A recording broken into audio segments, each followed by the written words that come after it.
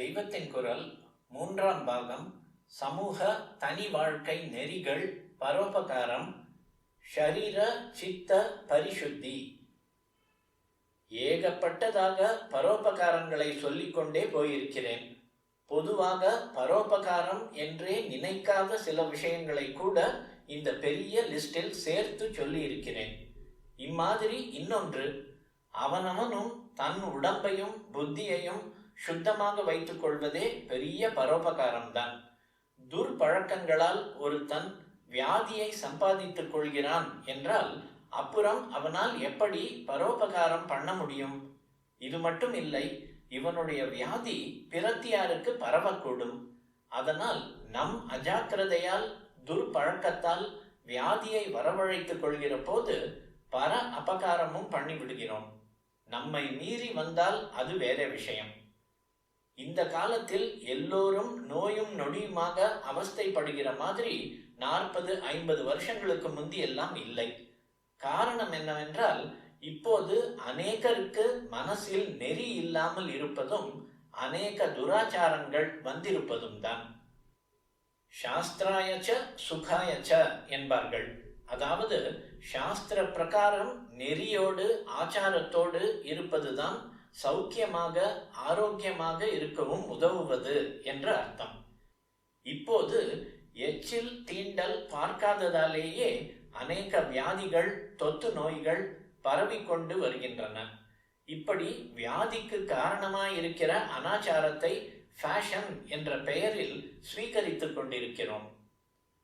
ஷரீர வியாதிதான் தொத்து என்றில்லை, எண்ணங்களும் பிரத்தியாரை பாதிக்கவே செய்கின்றன. இப்போது சயின்ஸில் கூட சொல்கிறார்கள், மூளை எண்ணங்களாக வேலை செய்வது கூட ஒரு எலக்ட்ரிக் கரண்ட் தான். சிந்தனா சக்திக்கு, தாட் பவர், பிறரையும் பாதிக்கிற தன்மை இருக்கிறது என்று. அதனால் நாம் ஷரீரத்தையும் புத்தியையும் சுத்தமாக வைத்துக் கொண்டிருப்பதாலும் பிறரின் தேக மன ஆரோக்கியங்களுக்கு உபகாரம் பண்ணியவர்களாக அபகாரம் பண்ணாதவர்களாகவாவது ஆகிறோம். நேராக மூளையை சுத்தப்படுத்திக் கொள்கிறேன் என்று உட்காருவதை விட நான் சொன்ன அநேக தினுசான பரோபகாரங்களை, எல்லாவற்றையுமோ சிலவற்றையோ நிறைய செய்து கொண்டிருந்தாலே தானாக சித்தம் சுத்தமாகிவிடும். பரோபகாரம் சித்த சுத்திக்கு உதவ வேண்டுமானால் அதற்கு உயிர்நிலை அகங்காரம் என்பது லவலேஷன் கூட இல்லாமல் தொண்டு செய்வதுதான். நாம் பெரியவர், உபகாரம் பண்ணுகிறோம் என்ற நினைப்பை தலையெடுக்கவே விடக்கூடாது. கொஞ்சம் அப்படி நினைத்தாலும் அது உபகாரம் பண்ணுவதன் பலனை, சித்த சுத்தியை சாப்பிட்டு ஏப்பம் விட்டுவிடும். இரண்டாவது, அதிலேயே இதுவும் அடக்கம்தான். பிரதி பிரயோஜனத்தை துளி கூட எதிர்பார்க்க கூடாது. உபகாரம் செய்தால் நமக்கு சித்திக்கிற சித்த சுத்தியே தான் பெரிய பிரயோஜனம். அவரவரும் தம் நிலையில் தம் வருமானம், குணம், ஷரீர வசதி, ஆற்றல் இவைகளுக்கு ஏற்றபடி எவ்விதங்களில் பரோபகாரம் செய்ய முடியுமோ அப்படியெல்லாம் செய்ய வேண்டும். உடம்பிலே எந்த அவயவத்துக்கு துன்பம் வந்தாலும் கண் அழுகிறதல்லவா? அதை போல உலகத்தில் எங்கே யாருக்கு துன்பம் உண்டானாலும் நாம் மனம் கசிந்து ஒவ்வொருவரும் நம்மால் ஆன உதவியை செய்ய வேண்டியது நம் கடமை. இதில் பெருமைக்காக செய்வது எதுவும் இல்லை.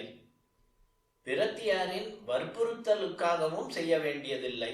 லோகம் முழுக்க பகவத் ஸ்வரூபம் என்று மனசில் வாங்கி கொண்டால் தன்னால் ஸ்வபாவமாக பிறர் துயரத்தை நிவிருத்தி செய்வதில் ஈடுபடுவோம். இதிலே நமக்கு சிரமம் வந்தால் கூட அது சிரமமாகவே தெரியாது. எத்தனை தியாகம் செய்தாலும் அதுவே பரமானந்தமாக இருக்கும். இப்படி தியாகம் பண்ணுவதற்கு எல்லையே இல்லை.